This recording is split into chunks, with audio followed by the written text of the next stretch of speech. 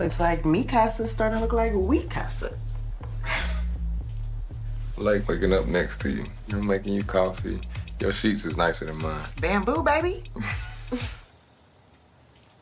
Ain't no shame in style on 'em. So we've covered beneficiaries. We can hook you up with a special savings account today. Thanks, love, getting calls. Always like, hello? They do be like that. What's he doing here? Now, I don't usually fight my brothers, but I will if necessary. I work hard for this, so many late nights. That living large is it, still the late nights. But now it's date night, they're at the stage mics. I'm a rich bitch. I'm a rich bitch. I got hella coins on my wristlet. Yo, bars weak, but the bank account busting. That's right. I'm gon' shine on it. I'm gon' shine on it.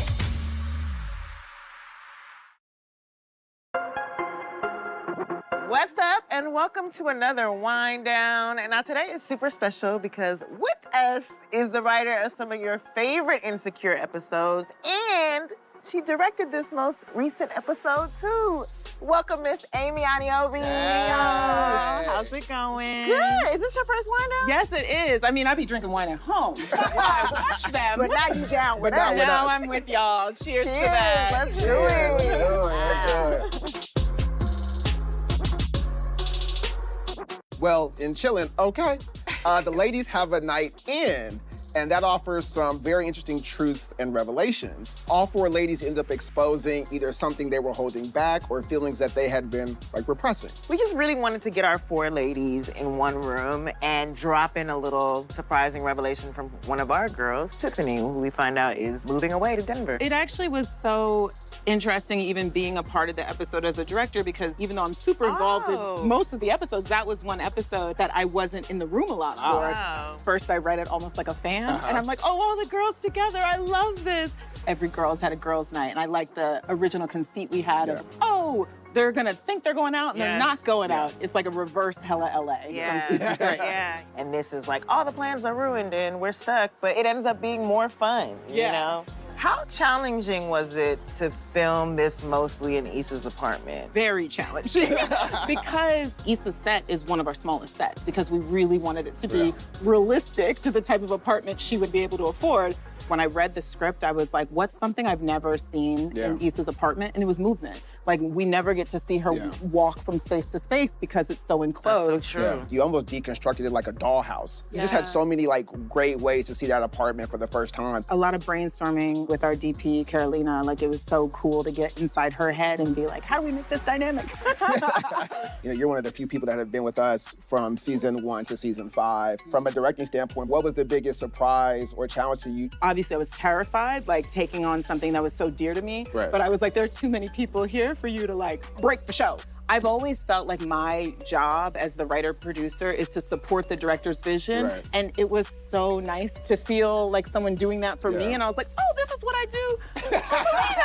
I'm like, I hope she likes it. Because I'm like, I like this. So in this episode, the core four are making decisions for them and their family. So how different are these women than we got to know in season 1? At the end of the day, you never really change who you are at your core. So I would say they're just more expanded versions of who they've always been. One of the most beautiful things about watching this episode is just how well they do know each other, how well they know each other's past. No one can take away that history and that bond that you share. There's a great moment, I think, when Issa and the Lawrence thing with Molly comes up. In previous seasons, Issa might have still called them back anyway. Issa listening to Molly was a real sign of growth for these two women in their friendship specifically. And it's good advice. It is good advice. You know, I think that as friends, you can kind of hype each other up sometimes. Like, yeah, girl, go with your gut. Do it, whatever's in the moment. And it's just like you're watching friends who care about each other. Another special part of this bottle episode is we're watching Lawrence and Condola. Their relationship has progressed a lot, but do we think that it's tricky to co-parent with an ex without having a romance? Because it looked a little steamy to me. Yeah, it's tricky. And it's so funny. I love that so many of us knew people or were people who had gotten together and ended up in a situation very similar to this. You have to let your ego go to be able to do something like that and put your family first, put the child first. And I think that's the journey we're seeing with Lawrence and Condola. And now he's at this place of, really appreciating this mistake, you know, that is Elijah. I love that Issa calls it the mistake. Wow, meta. Wow. Let's be real. But he's accepted fatherhood in this, you know, beautiful way. And she confesses, you know, the doubt that she had. And it's just really such a wholesome moment for them both to be able to just be transparent about how far they've come. Yeah. Towards the end of the episode, Nathan connects with Issa and says those 3 magic words that Issa has been waiting on. Let's do Postmates. No, of course, he says, I love you. But how do you think their relationship finally got to this point? I think Nathan and Issa have always had love for each other, but like to put stakes on it under her expectations, under her timing, I think was unfair.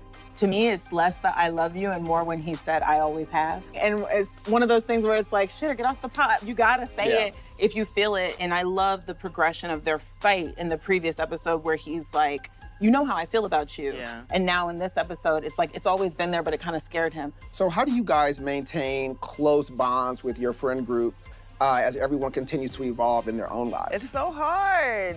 As life progresses and your priorities change, it's about like remembering the bonds that I have with people and having a moment for us to connect as much as possible. This is what adulthood is. Yeah. It's making time even though your lives are changing. Yeah. So thank you for joining us tonight, and we can't wait to see you next time after episode 8. Bye, y'all. Bye. Bye. Thanks for having me, y'all. Thank you for coming, girl.